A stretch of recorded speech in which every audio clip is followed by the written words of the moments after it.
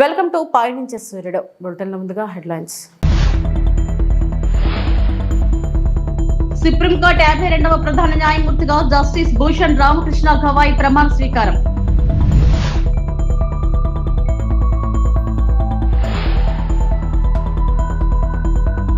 వైసీపీకి ఎదురుదెబ్బ, బీజేపీలో చేరిన మండల deputy chairperson Zakia Khanam.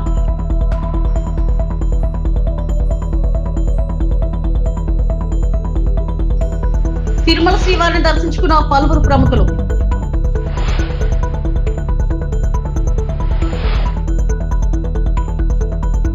Supreme court ప్రధాన న్యాయమూర్తిగా జస్టిస్ భూషణ్ రామకృష్ణ గవాయ్ 52వ సిజేఐగా ప్రమాణ స్వీకారం చేసిన జస్టిస్ భూషణ్ రామకృష్ణ గవాయ్తో ప్రమాణ స్వీకారం చేసిన రాష్ట్రపతి ద్రౌపది ముర్ము.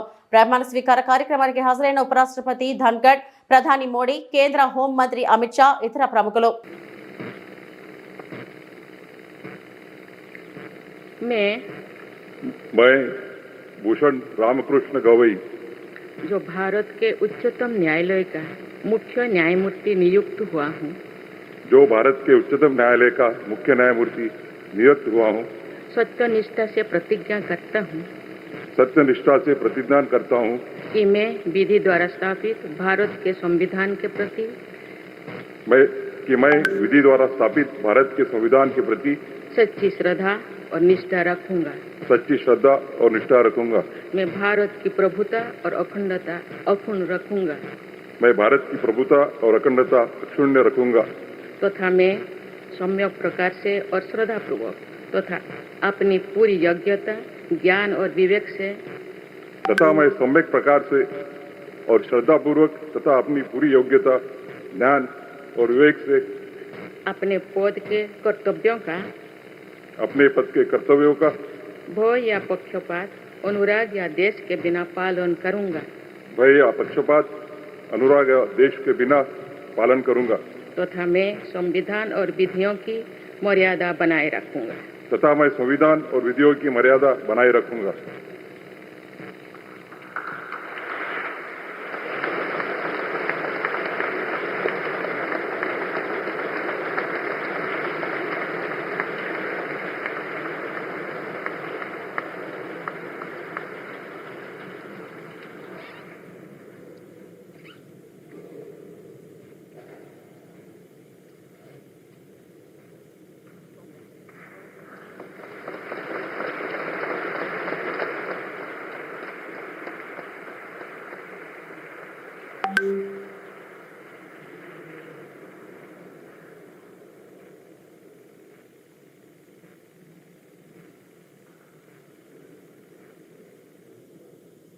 వైకాపా ఎమ్మెల్సీ పదవికి రాజీనామా చేసిన మండలి డిప్యూటీ చైర్పర్సన్ జకియా ఖానం బీజేపీలో చేరారు. రాజీనామా చేసిన అనంతరం ఆమె విజయవాడలోని బీజేపీ రాష్ట్ర కార్యాలయానికి వెళ్లారు.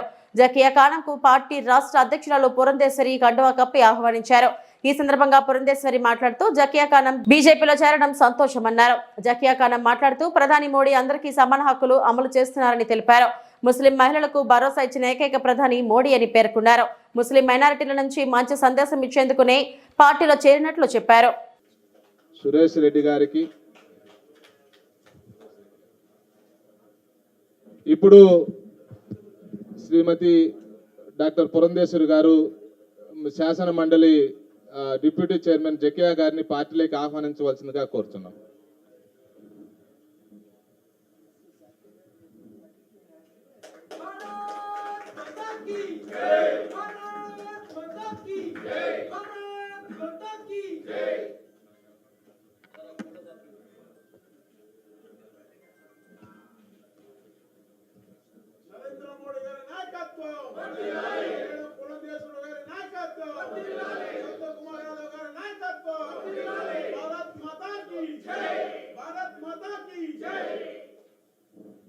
ఈరోజు జాకియా గారు వైస్ డిప్యూటీ చైర్పర్సన్గా ఉన్నారు మండల శాసన మండలిలో.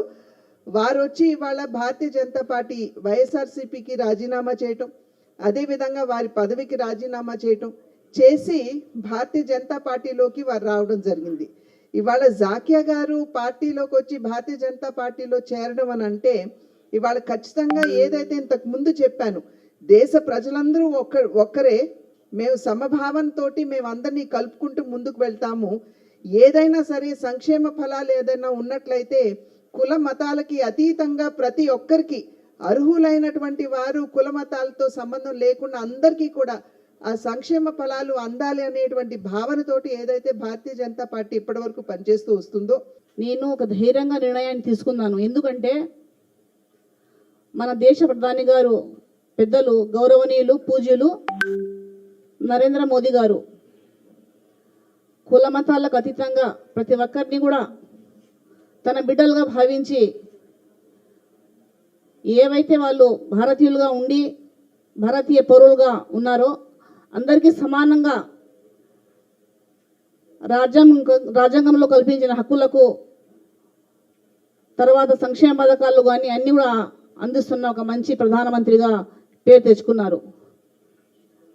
ప్రత్యేకంగా ముస్లిం మైనార్టీల విషయంలో వస్తే, మహిళల విషయానికి వస్తే త్రిపుల్ తలాక్ కానీ తర్వాత అనేక విషయాలపైన వక్ఫ్ బిల్లులో కూడా చాలామంది పెద్దలు ఆ వక్ఫ్కి సంబంధించిన సంపదను వాళ్లకు మాత్రమే సొంతం చేసుకునేవారు. కానీ అలా కాకుండా పేద వర్గాల్లో కూడా ఆ సంపదలో భాగస్వాములు కావాలా అని ఒక మంచి కోరిక పైన కలియుగ ప్రత్యక్ష దైవం శ్రీ వెంకటేశ్వర స్వామి వారిని పలువురు ప్రముఖులు దర్శించుకున్నారు. బుధవారం ఉదయం వీఐపీ విరామ సమయంలో తమిళనాడు మాజీ ముఖ్యమంత్రి ఎడపాటి పళనిస్వామి, ఏపీ ప్రభుత్వ విప్ బొలిశెట్టి శ్రీనివాసులు వేరువేరుగా కుటుంబ సభ్యులతో కలిసి స్వామివారి సేవలో పాల్గొని మొక్కులు చెల్లించుకున్నారు. దర్శనం అనంతరం రంగనాయకుల మండపంలో వేద పండితులు వేదాశీర్వచనం అందించగా ఆలయ అధికారులు శ్రీవారి తీర్థ ప్రసాదాలు అందజేసి పట్టు వస్త్రంతో సత్కరించారు. ఆలయం వెలుపల బొలిశెట్టి శ్రీనివాసులు మీడియాతో మాట్లాడుతూ పెహల్గాంలో భారత్పై పాక్ ముష్కరులు దాడి చేయడం ప్రతీకార చర్యగా భారత్ ఆపరేషన్ సింధూర్తో ముష్కరులను హతమార్చి పాక్లోని ఉగ్రవాద శిబిరాలపై ఎయిర్ బేస్ ను భారత వైమానిక దళాలు ధ్వంసం చేశాయి. పవన్ కళ్యాణ్ సూచనల మేరకు దక్షిణాదిలో ఉన్న సుబ్రహ్మణ్య స్వామి వారి క్షేత్రాలు దర్శించి సైన్యానికి అన్ని విధాల శక్తిని ఇవ్వాలని ప్రత్యేక పూజలు నిర్వహిస్తున్నామని అన్నారు. భారతదేశంపై పాకిస్తాన్ ముష్కరులు చేసిన దాడికి మరి మన సింధూర్ ఆపరేషన్ స్టార్ట్ చేయడం, మన ఆడపడుచుల యొక్క నుదుటి బుట్టుని ఏ రకంగా చెరిపేశారో అదే పేరుతో సింధూర్ ఆపరేషన్ చేసి దాదాపు 100 మంది టెర్రరిస్టులను చంపడమే కాకుండా చాలా విమాన స్థావరాల మీద, కరాచీ నగరాల మీద కూడా మన ప్రతీకార జ్వాలని ఏంటో చూశారు. మరి ఎలాంటి దొంగ దెబ్బ తీయకుండా భగవంతుడి యొక్క ఆశీస్సులు కూడా భారతదేశ సైన్యానికి, భారతదేశ ప్రధానమంత్రికి పవన్ కళ్యాణ్ గారు ఆశయం మేరకు అన్ని చోట్ల కూడా షణ్ముఖ క్షేత్రంలో నిన్నంతా పర్యటన చేయడం జరిగింది. నాతో పాటుగా 80 శాసనసభ్యులు కర్ణాటకలో ఉన్న 2 షణ్ముఖ క్షేత్రాలని, దాంతోపాటుగా తమిళనాడులో ఉన్న 6 షణ్ముఖ క్షేత్రాలని దర్శించుకోవడం, దాదాపు 100 మంది ఒక్కో కాన్స్టిట్యున్సీ నుంచి మహిళా మనులు అందరూ వచ్చి మరి భగవంతుడి ఆశీర్వాదం తీసుకుని భారతదేశ క్షేమం కోసం, ఆంధ్ర రాష్ట్ర క్షేమం కోసం మరి భగవంతుడి ఆశీస్సులు కోరుకుంటూ మరి రక్తపాతం లేని విజయాన్ని భారతదేశానికి అందించడం కోసం మరి మహాశివుడితో పాటుగా అదేవిధంగా షణ్ముఖ సుబ్రహ్మణ్య స్వామితో పాటుగా మా ఎలవేల్పైనటువంటి వెంకటేశ్వర స్వామి ఆశీస్సులు తీసుకుని ప్రపంచ శాంతి కోసం, భారతదేశంలో శాంతి నెలకొల్పడం కోసం మరి పాకిస్తాన్ ఎలాంటి దొంగ దెబ్బ తీసినా విజయం మనకు లభించే విధంగా భగవంతుడు కోరుకుని ప్రపంచ శాంతి కోసం ఈ యొక్క ధర్మక్షేత్రాలు, పుణ్యక్షేత్రాలు తిరగడం జరుగుతుంది. దాంట్లో భాగంగా ఈరోజు తిరుపతి కూడా రావడం జరిగింది. రాబోయే రోజుల్లో వెంకటేశ్వర ఆశీస్సులతో ఆంధ్ర రాష్ట్రం సుభిక్షంగా ఉండాలని, భారతదేశంలో ఎలాంటి జవాను మరణించకూడదని, వారి కుటుంబాలు ఎప్పుడు అనాథలుగా మిగలకూడదని, మరి 140 మంది కోట్ల భారతీయులందరూ కూడా ఆకాంక్ష భారతదేశానికి ఎప్పుడు విజయం. ఎప్పుడు కూడా భారతదేశం ఎవరి మీద దండయాత్రకు వెళ్ళలేదు, కానీ పాకిస్తాన్ దుర్బుద్ధితో అనేక సార్లు మన మీద దండయాత్ర చేసి ఓడిపోయిన సందర్భం మనకు తెలుసు. కాబట్టి ప్రపంచ శాంతి కోసం ఈ యాత్రను సాగిస్తాము. Thank you very much. Anakapalli జిల్లా నర్సీపట్నం గొలుగొండ మండలం రాష్ట్రంలోని అల్లూరి స్మారక మందిరానికి గుర్తింపు. 2 ఎంపీల నిధుల నుంచి 20 లక్షల కేటాయింపు. రాష్ట్రంలోని అల్లూరు స్మారక మందిరానికి ప్రత్యేక గుర్తింపు తీసుకురావాలన్న లక్ష్యంతో అవసరమైన చర్యలు చేపట్టినట్టు గౌరవ స్పీకర్ అయ్యన్న పాత్రుడు పేర్కొన్నారు. గోల్కొండ మండలం కృష్ణదేవిపేటలో ఉన్న అల్లూరి స్మారక మందిర అభివృద్ధిపై బుధవారం అధికారులు, స్థానిక ప్రజాప్రతినిధులతో పార్క్ ఆవరణలో ఆయన సమావేశం నిర్వహించారు. మరి ఈరోజు రావడానికి కారణం ఏంటంటే, అల్లూరి సీతారామరాజు గారు ఈ పార్క్ని డెవలప్ చేయడం కోసం చాలా సంవత్సరాల నుంచి మనము ప్లాన్ చేస్తున్నాం. అప్పుడు మేరీ విజయ్ కుమార్ గారు ఎంపీగా ఉన్నప్పుడు కొంత డబ్బు ఇచ్చారు. ఆ డబ్బుతో కొంతవరకు డెవలప్ చేసుకున్నాం. తర్వాత దప్పదప్పాలుగా వివిధ గ్రాంట్లు అప్పుడప్పుడు గ్రాంట్లు తీసుకొచ్చి కొంత ఈ స్థాయి వరకు తీసుకొచ్చాం మనం. అయినా సరే ఇది ఇంకా అనుకున్నంత స్థాయికి మనం తీసుకెళ్ళలేకపోయాం. ఇది ఒక నా ఉద్దేశం ఏంటంటే జిల్లాలోనే కాదు రాష్ట్రంలో అల్లూరి సీతారామరాజు గారి గురించి ఒక మంచి సెంటరు కృష్ణదేవిపేటలో ఉందన్నటువంటి గుర్తింపు రావాలన్నది నా కోరిక. అలాగే చాలా మంది సెంట్రల్ మినిస్టర్లు కూడా వచ్చారు ఇక్కడికి, కానీ అనుకున్న స్థాయికి ఫండ్స్ రాలేదు. అంతే మొన్న నేను దీన్ని మళ్ళీ పూర్వ వైభవం తీసుకురావాలంటే, ఎక్కువ మంది టూరిస్టులు రావాలంటే, అల్లూరి సీతారామరాజు అభిమానులు నాయకులు రావాలంటే దీని ఒక మంచి టూరిజం స్పాట్గా డెవలప్ చేయాలన్నది నా ఉద్దేశం. అందుకే మొన్న టూరిజం మినిస్టర్ గారితో నేను మాట్లాడితే అతను కూడా సంపూర్ణ సహకారం ఇస్తామని చెప్పి మాట ఇచ్చారు. అందుకే ఈవేళ టూరిజం డిపార్ట్మెంట్కి సంబంధించినటువంటి ఇంజనీర్లు కూడా పంపించారు. ఇదంతా టూరిజం డిపార్ట్మెంట్కి సంబంధించిన వాళ్ళు. వీళ్ళేది పిలిపించారంటే మనం పెట్టిన దానికంటే వాళ్ళకి టూరిజం కార్యక్రమాలు ఎన్నో చేశారు. ఎక్కడ లైట్ వేయాలా, ఎక్కడ మెట్లు ఉండాలా, ఎక్కడ స్పాట్ లైట్లు ఉండాలా అన్న ఐడియా బాగుంటుంది. అంచేది వాళ్ళు కూడా ఇవాళ రమ్మంటే వచ్చారు. అలాగే మా సోలార్ సిస్టమ్ పెట్టాలని ఇక్కడ, అంటే ఎన్ని బల్బులు వేస్తాం కాదు, హెవీ వోల్టేజ్ ఉంటుంది కాబట్టి కరెంట్ బిల్ ఎక్కువ వస్తుంది. మరి కరెంట్ బిల్ కట్టాలంటే మళ్ళీ ప్రతి నెల ఎవరిస్తారో అర్థం కాని పరిస్థితి కాబట్టి సోలార్ పెట్టేస్తే ఇంకా కరెంట్ బిల్ కూడా రాకుండా సోలార్ తోటి లైట్లు వెలిగి పరిస్థితి వస్తాను ఉద్దేశం సోలార్ కూడా పెట్టాలని చెప్పి డిసైడ్ చేసాం. అంటే సోలార్ అతను కూడా వచ్చారు చూసి పెట్టడానికని. ఈ రెండు ఏర్పాటు చేయడం కోసం ఇవాళ ప్లాన్ చేసి వాళ్ళు కూడా ఒకసారి చూసి చేస్తే రేపు 2-3 నెల 10 రోజుల్లో డిజైన్ చేస్తారు. డిజైన్ ప్రకారంగా ఒక్కొక్క కార్యక్రమం చేయాలన్నది నా అభిమతం. రెండోది ఎప్పుడు చెప్పాను, స్కూల్ పిల్లలకు కూడా ఇది అలవాటు చేయాలి. అనకాపల్లి జిల్లాలో ఉన్న స్కూల్ పిల్లలందరూ కూడా అల్లూరి సీతారామరాజు ఆదివారం పూట సెలవుల పూట వచ్చి వాళ్ళు కూడా అల్లూరి సీతారామరాజు అంటే చెప్పడానికి బాగుంటుంది కాబట్టి ఆ పిల్లలకు కూడా సదుపాయం, వాళ్ళు వస్తే భోజనం చేయడానికి ఒక డైనింగ్ హాలు, టాయిలెట్స్ ఇవన్నీ ఉండాలని చెప్పి ఒక నిర్ణయం తీసుకొని దాన్ని కూడా బాగు చేయాలని చెప్పి నిర్ణయం తీసుకోవడం జరిగింది. అయితే ప్రభుత్వం టూరిజం డిపార్ట్మెంట్ ద్వారా డబ్బులు కేటాయింపు చేస్తామని చెప్పి మాట ఇచ్చారు నాకు. అయినా సరే దాని మీద నేను ఆధారపడకుండా ఎంపీలు రాష్ట్రంలో ఉన్న ఎంపీలు చాలా మంది 10 మంది వరకు నాకు స్నేహితులు ఉన్నారు, బాగా ఫ్రెండ్స్ 10 మంది దాకా ఉన్నారు. వాళ్ళందరితో మాట్లాడాను నేను, లెటర్స్ కూడా రాశాను అందరికి 10 మందికి.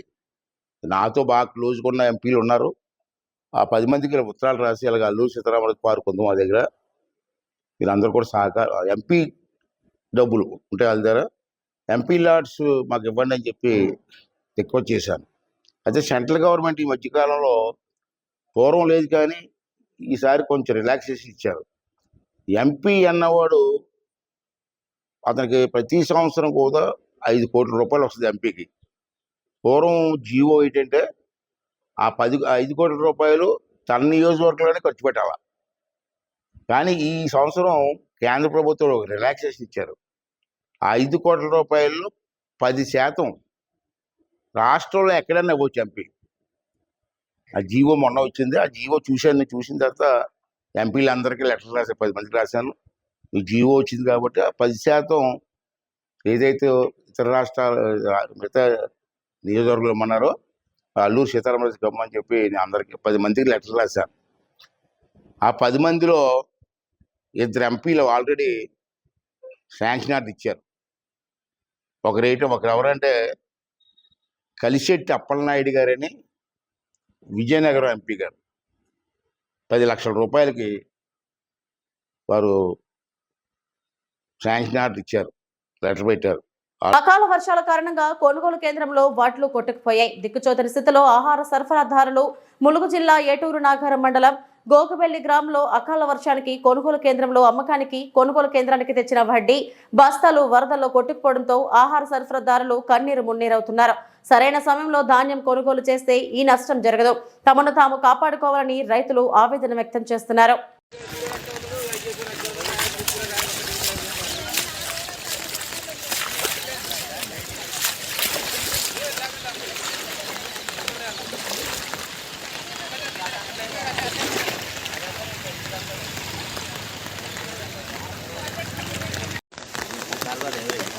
ఏం చేద్దాం ఇక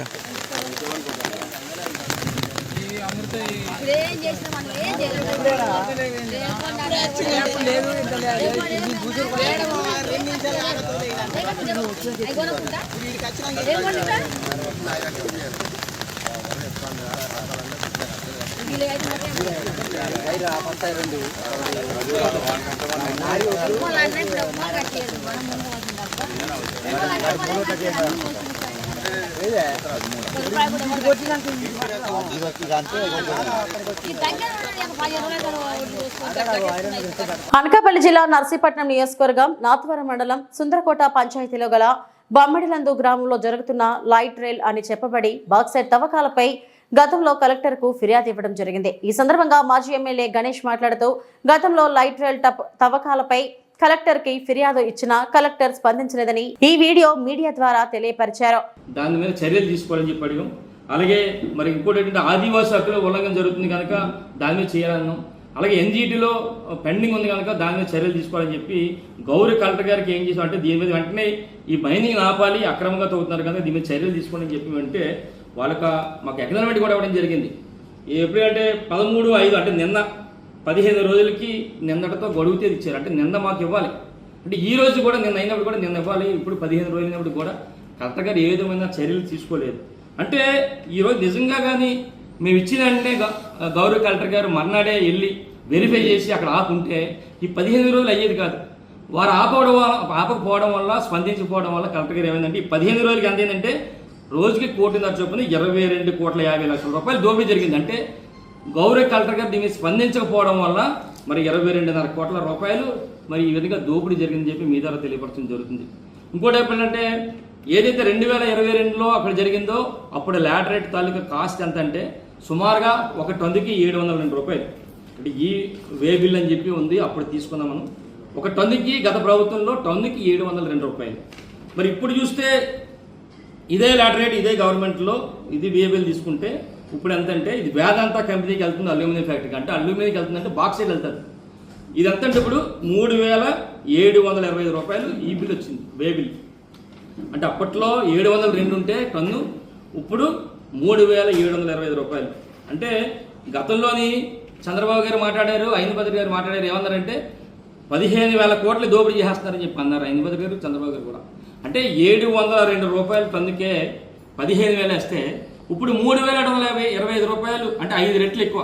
అంటే దీన్ని బట్టి చూస్తుంటే అప్పుడు 15,000ది ఇప్పుడు 75,000 కోట్ల రూపాయలు దోపిడీ జరుగుతున్న సంగతి వాళ్ళే చెప్తున్నారు. ఎందుకంటే అప్పుడు 15,000 ఇప్పుడు 75,000 అయింది. అంటే ఒకటే అడుగుతున్నారు, ఆ రోజు అక్రమం అని చెప్పి గోలగోలు చేసినాడు, ఇప్పుడు సక్రమంగా ఉంది, లాటరీ తవ్వుకొచ్చి చెప్పి ఆ విధంగా అయ్యనపత్రి దోపిడీ చేయడం ఎంతవరకు కరెక్ట్ అని చెప్పి సందర్భంగా అడుగుతున్నాను.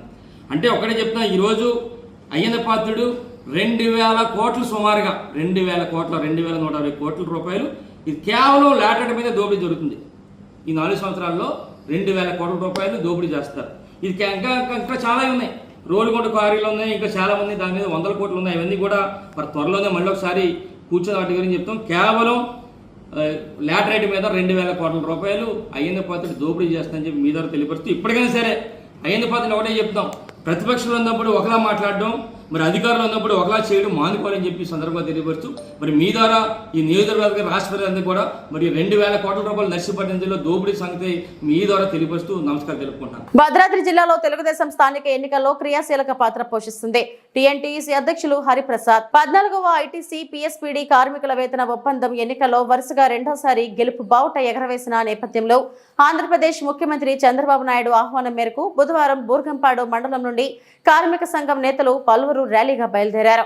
ఈ సందర్భంగా పోటు రంగారావు హరిప్రసాద్ మాట్లాడుతూ తెలంగాణ రాష్ట్రంలో గతంలో టీఆర్ఎస్ ప్రభుత్వ సమయంలో, ప్రస్తుత కాంగ్రెస్ ప్రభుత్వం సమయంలో కూడా 2 సార్లు తెలుగుదేశం పార్టీ అనుబంధ యూనియన్ టీఎన్టీయూసీ గెలుపొందడం జరిగిందని, రాబోయే రోజుల్లో స్థానిక ఎన్నికల్లో టీడీపీ కీలక పాత్ర పోషిస్తుందని, కూటమి ఏర్పాటు చేసి స్థానిక ఎన్నికల్లో కూడా పోటీలో ఉంటుందని పేర్కొన్నారు. కార్మికుల సమస్యలు పరిష్కరించడంలో టీఎన్టీయూసీ ముందుందని, రాబోయే రోజుల్లో కూడా కార్మిక సమస్యలు పరిష్కరించడంలో పెద్దన్న పాత్ర పోషిస్తుందని పేర్కొన్నారు. అదేవిధంగా 14వ ఎన్నికలు, 14వ వేతన ఒప్పందానికి జరిగినటువంటి 14వ ఎన్నికల్లో కూడా మరలా కార్మికులు టీఎన్టీసీ మిత్రపక్షాలకి 60 ఓట్ల పైగా మెజారిటీతో పట్టం కట్టడం జరిగింది. ఇదంతా కూడా టీఎన్టీయూసీ కోట్రంగారావు గారి నాయకత్వంలో వారు ఎన్నో సంక్షేమ కార్యక్రమాలు చేయడం జరిగింది. ఆ తదనంతరం వచ్చినటువంటి నాయకత్వంలో మా టీము ఐకమత్యంతో, మా టీం అందరూ కూడా కృతనిశ్చయంతో పనిచేయటం వల్ల రెండవసారి ఈ మన మిల్లులో టీఎన్టీసీ జయకేతనం ఎగరవేయడం జరిగింది. ఇక్కడ టీఆర్ఎస్ పార్టీ అధికారంలో ఉన్నప్పుడు టీఎన్టీసీ గెలిచింది, కాంగ్రెస్ పార్టీ అధికారంలో ఉన్నప్పుడు టీఎన్టీసీ గెలిచింది.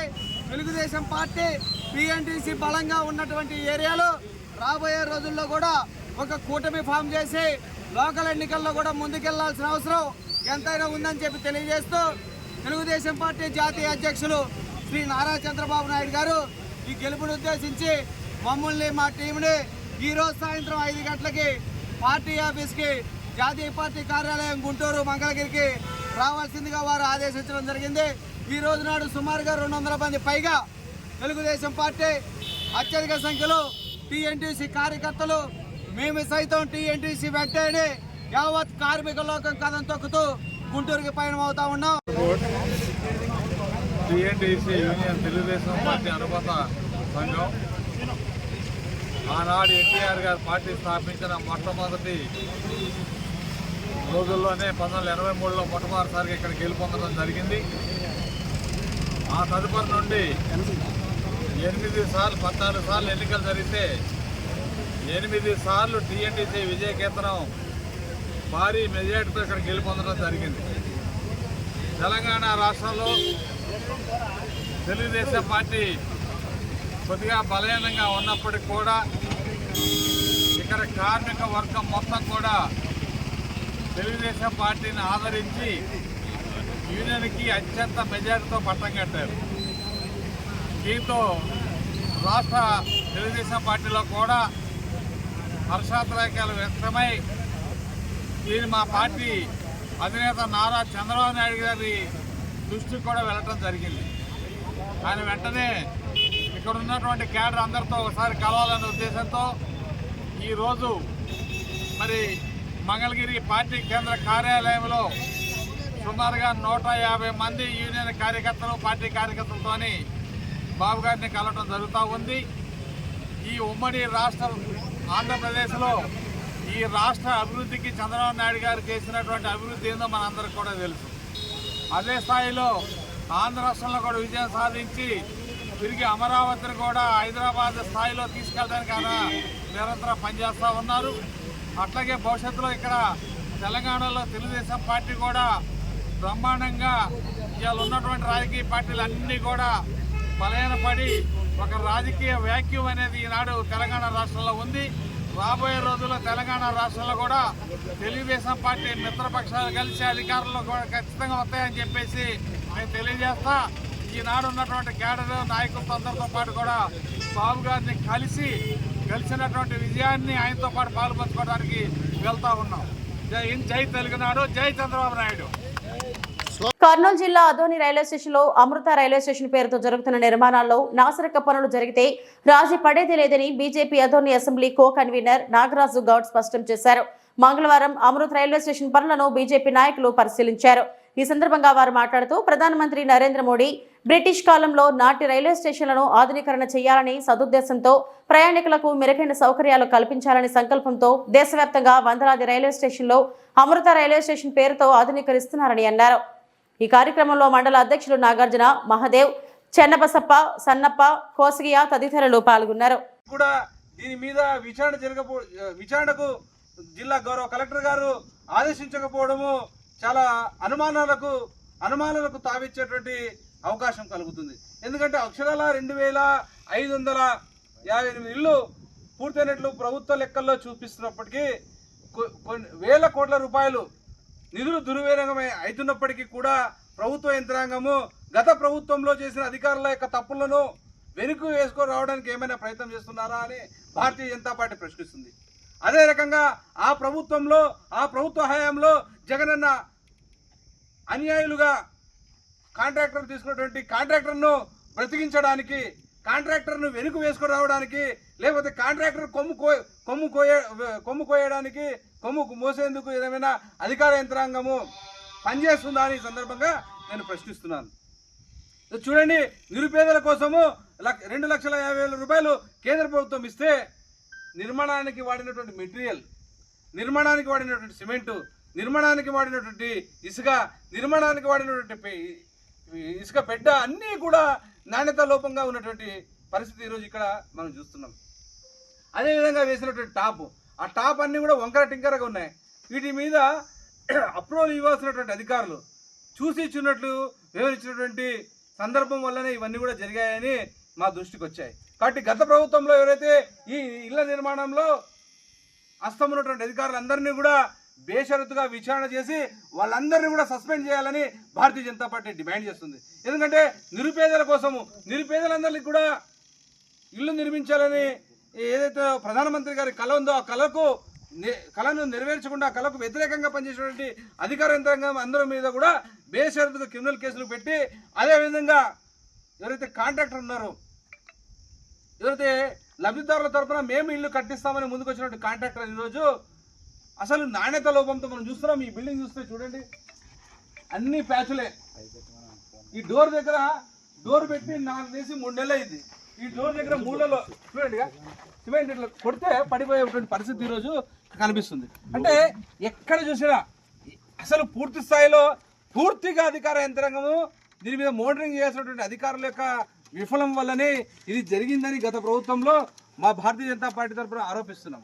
కాబట్టి గత ప్రభుత్వంలో ఉన్నటువంటి హౌసింగ్ అధికారులు ఎవరైతే ఉన్నారో కింది స్థాయి అధికారి నుంచి పీడీ వరకు, జిల్లా స్థాయిలో పీడీ ప్రోగ్రామ్ డైరెక్టర్ వరకు కూడా అందరినీ కూడా బాధ్యులుగా ఈ యొక్క ఇళ్ల నిర్మాణంలో చేయాల్సిన అవసరం ఎంత ఉంది. కాబట్టి వెంటనే ఈ యొక్క ఆదోనిలో ఎస్పెషల్ ఆదోనిలో జరిగిన ఇళ్ల నిర్మాణంలో, థర్డ్ పార్టీ ద్వారా జరిగిన ఇళ్ల నిర్మాణంలో అవినీతి అక్రమాలకు పాల్పడినటువంటి అధికార యంత్రాంగంతో పాటు కాంట్రాక్టర్ని కఠినంగా శిక్షించాల్సింది ఎంతైనా అవసరం ఉందని భారతీయ జనతా పార్టీ డిమాండ్ చేస్తుంది.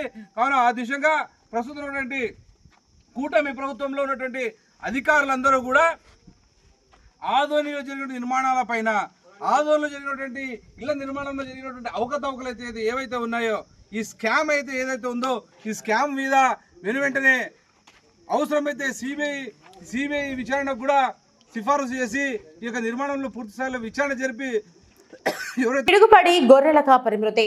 కర్నూలు జిల్లా ఆదోని నియోజకవర్గం ఆలూరు మండలం ములుకుందం గ్రామానికి చెందిన గోవిందు వలస జీవిగా నాగనాథన హల్లి గ్రామానికి వచ్చి గొర్రెల కాపలాల పనికి నిమగ్నమయ్యాడు. అయితే అకస్మాత్తుగా పిడుగుపడి అతను అక్కడికక్కడే ప్రాణాలు కోల్పోయాడు.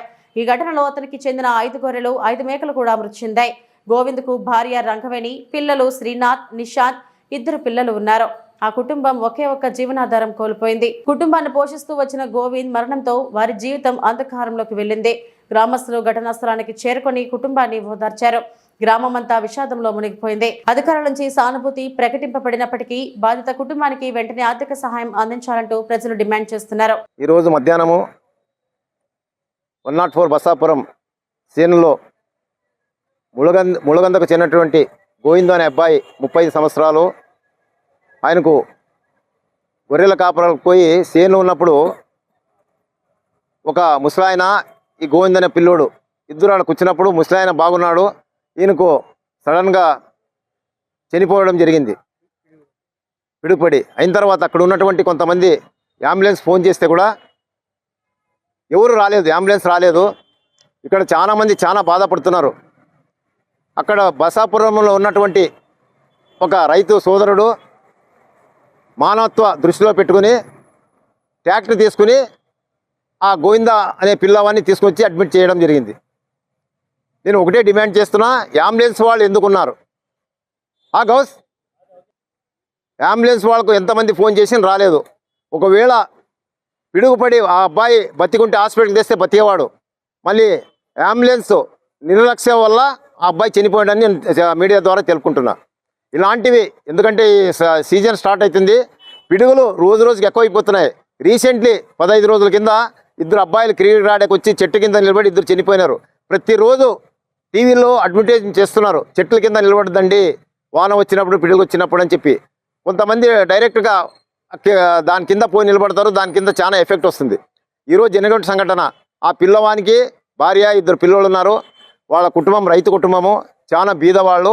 వాళ్ళకి ప్రభుత్వం తరపు నుంచి మ్యాక్సిమంగా సాయం చేయాలని చెప్పి ఈ మీడియా ద్వారా తెలుపుకుంటున్నా. అలాగే ఈరోజు నేను ఆధునిక ఎంఆర్ఓ దగ్గర మాట్లాడడం జరిగింది. ఆయన కూడా ములుగుందంటే ఆస్పత్రికి వస్తుంది, ఆస్పత్రికి చనిపోయింది బసాపురం 104 బసాపురంలో. అక్కడ మీరు రేపు పొద్దున అక్కడ ఉన్నటువంటి ములుగుంద వాళ్ళు కొంతమంది విద్యార్థులు ఒక లెటర్ తీసుకుని వస్తారు, నేను కూడా వస్తా, వాళ్ళకు సాయం చేయండి అని చెప్పి ఎంఆర్ఓ గారిని నేను డిమాండ్ చేస్తున్నా. నా పేరు దేవిశెట్టి ప్రకాష్, ఎక్స్ఐపిఎంసీ. ఇవి ఇప్పటివరకు నా బులెటిన్ అప్డేట్స్. నమస్తే.